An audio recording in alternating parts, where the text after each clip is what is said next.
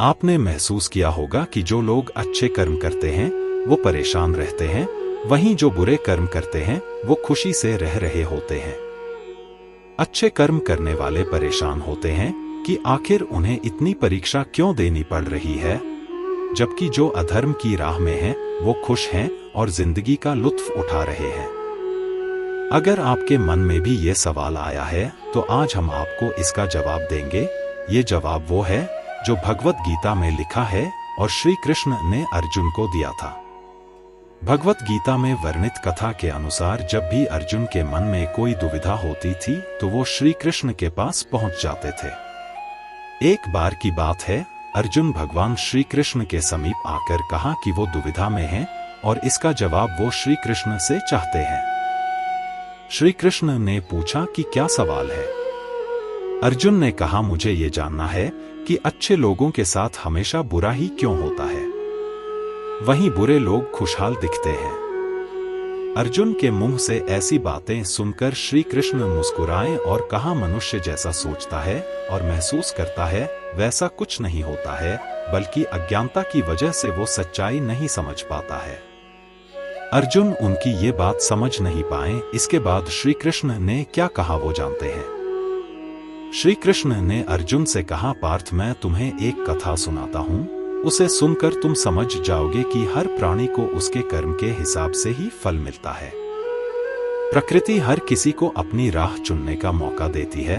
अब वो मनुष्य की इच्छा पर निर्भर करता है कि उसे धर्म की राह चुननी है या अधर्म की। कथा शुरू करते हुए श्री कृष्ण ने कहा, एक नगर में दो पुरुष रहा करते थे। एक पुरुष व्यापारी था जिसके जीवन में धर्म की बहुत महत्ता थी। वो पूजा पाठ में यकीन रखता था। वो हर रोज मंदिर जाता था और दान धर्म भी करता था और हर रोज भगवान की पूजा करता था। वहीं दूसरा पुरुष बिल्कुल विपरीत था। वो हर रोज मंदिर तो जाता था लेकिन पूजा करने नहीं, बल्कि मंदिर के बाहर से जूते चप्पल चुराने। उसे दान और धर्म से कोई लेना देना नहीं था। समय बीतता गया और एक दिन बहुत जोर की बारिश हो रही थी। इस वजह से मंदिर में पुजारी के अलावा कोई नहीं था। ये बात जब दूसरे पुरुष को पता चली तो उसने कहा कि ये सही मौका है मंदिर का धन चुराने का। पंडित से नजर बचाकर उसने मंदिर का सारा धन चुरा लिया। उसी समय धर्म कर्म में विश्वास रखने वाला व्यक्ति भी मंदिर पहुंचा। दुर्भाग्य से मंदिर के पुजारी ने उसे ही चोर समझ लिया और चिल्लाने लगे। वहां लोग एकत्र हो गए और उसे बहुत मारा। किसी तरह वो बचते बचाते वहां से निकला तो दुर्भाग्य ने उसका साथ वहां भी नहीं छोड़ा। मंदिर के बाहर वो एक गाड़ी से टकरा गया और घायल हो गया।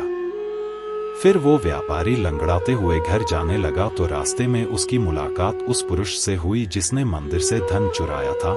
उसने कहा, आज तो मेरी किस्मत चमक गई, एक साथ इतना सारा धन मिल गया। ये सब देखकर उसे बहुत बुरा लगा और उसने अपने घर से भगवान की सारी तस्वीरें निकाल दी। कुछ सालों बाद दोनों की पुरुषों की मृत्यु हो गई। मरने के बाद जब दोनों यमराज की सभा में पहुंचे और भले पुरुष ने दूसरे व्यक्ति को देखा तो उसे बहुत गुस्सा आया।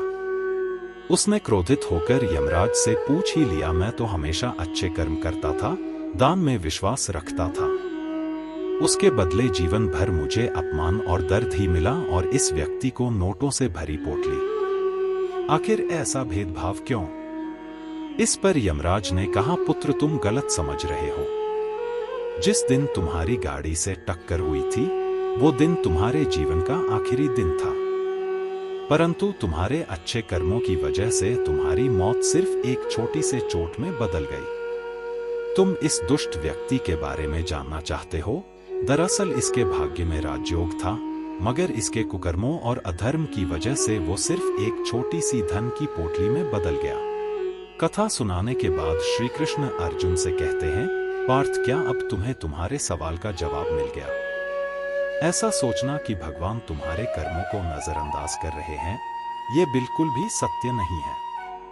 भगवान हमें कब क्या किस रूप में दे रहा है मनुष्य को समझ में नहीं आता है। मगर आप अच्छे कर्म करते रहे तो भगवान की कृपा हमेशा बनी रहती है।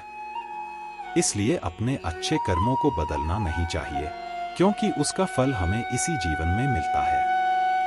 इसलिए मनुष्य का फर्ज है कि वो हमेशा अच्छे कर्म करते रहें, क्योंकि श्री कृष्ण ने गीता में भी बताया है कि किसी के द्वारा किया गया कर्म बेकार नहीं जाता है।